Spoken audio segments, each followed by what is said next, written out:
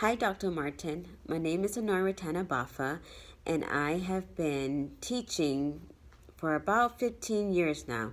I spent a good part of my teaching career teaching kindergarten at a private school. I'm currently teaching at a private school in the twos classroom. It is quite a change, but it's exciting and it keeps me on my toes. The disposition that I chose that makes me a successful teacher is that how I present my professional conduct. I have respect for all my colleagues and students, and I'm committed into teaching my students with their best interests at heart. Communicating well is very important to me when talking to my students and parents. I always come to school, work on time, with a happy face and a good attitude. It's very important to be professional so that I can build a good partnership with the parents and my colleagues and my staff. And the second one that makes me successful is my honesty, especially with little ones. You have to say what you mean and mean what you say always.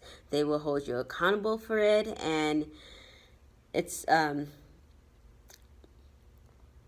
good to be honest with the parents too. Be open and honest with the parents and help build a good working relationship so you can build a trust so you guys can partner up to help the student, their child in class.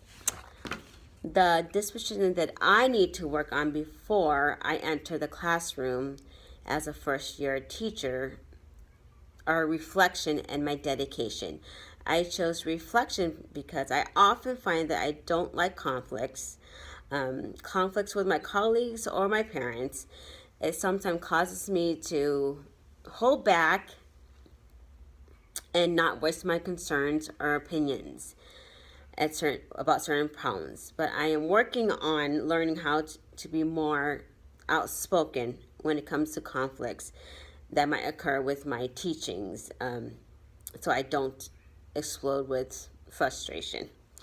And then my second thing that I need to work on is my dedication to my students and my school. I'm always dedicated to them. I want to be the best teacher that I can be, and I find that sometimes I'm just an overachiever and I want everything to be perfect and make everyone happy, and sometimes being too involved with school with my work can be overwhelming. I feel that I'm so dedicated. I find myself always doing the extra mile, taking stuff home with me, either to grade or to just make my classroom better and improve.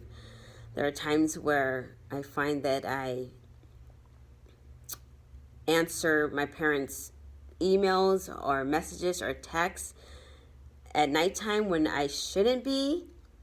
I should be focused on my families instead of bringing work home with me. So I'm working on limiting my dedication to being the best teacher that I can at school time. Just know when to shut down for the day, and that's it.